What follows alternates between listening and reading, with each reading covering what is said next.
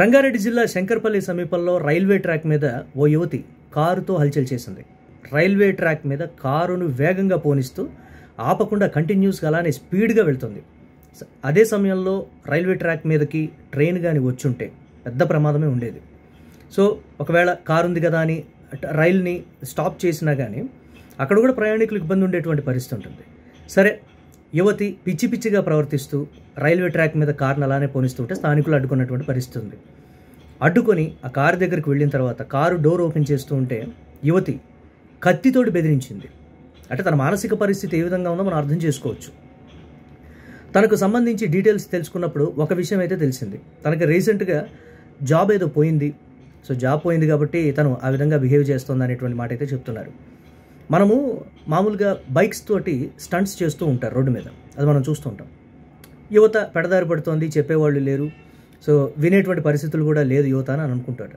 Railway track మీద 4-వీలర్ తోటి ఆ విధంగా హల్చల్ చేసి దగ్గరికి వెళ్ళి డోర్ ఓపెన్ చేయబోతుంటే కత్తితోటి బెదిరించి మిమ్మల్ని పొడి చేస్తా, మిమ్మల్ని చంపేస్తా అని అంటుంది అని అంటే యువత మానసిక పరిస్థితి ఎక్కడికి పోతుంది? యువత ఎలా తయారవుతున్నారు? వాళ్ళకి అలాంటి ఆలోచనలు ఎందుకు వస్తున్నాయి? ఏం చేద్దాం అనుకుంటున్నారు యువత? సరే, డిప్రెషన్లోకి వెళ్ళింది, ఏం చేయాలో అర్థం కాక అలా పిచ్చి పిచ్చిగా బిహేవ్ చేస్తుందని అనుకుందాం. సరే, తను చనిపోతుంది అని తనకైనా తెలుసు. రైల్వే ట్రాక్ మీద కారుతో వెళితే ఆ టైంలో ట్రైన్ వస్తే స్పీడ్గా యాక్సిడెంట్ అయితే తను కూడా చనిపోతుందన్న సంగతి తెలిసి కూడా ఆ యువత ఆ విధంగా పిచ్చి పిచ్చిగా బిహేవ్ చేస్తుందంటే యువత మానసిక పరిస్థితి ఏ విధంగా ఉంటుంది? మానసిక నిపుణులు చెప్తున్నటువంటి ప్రకారం ప్రెషర్ని హ్యాండిల్ చేయడం కూడా రావాలి. మనం ఉన్నటువంటి పరిస్థితులు, సమస్యలు ఎవరికి ఉండవు? అందరికీ ఉంటాయి సమస్యలు. సో ఆ సమస్యలను తట్టుకోగలిగినటువంటి పరిస్థితులు ఏంటి?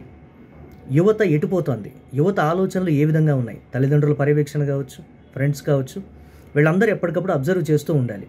సో పోలీసులు మరి తీసుకొని అయితే వెళ్ళారు, రైల్వే ట్రాక్ నుంచి కారుని పక్కకు తప్పించి ఆ యువతనైతే అదుపులోకి తీసుకున్నారు. మరి చర్యలు ఏ విధంగా ఉంటాయి? ఎవరు కూడా అలా ప్రవర్తించకుండా ఉండాలంటే ఏం చేయాలి?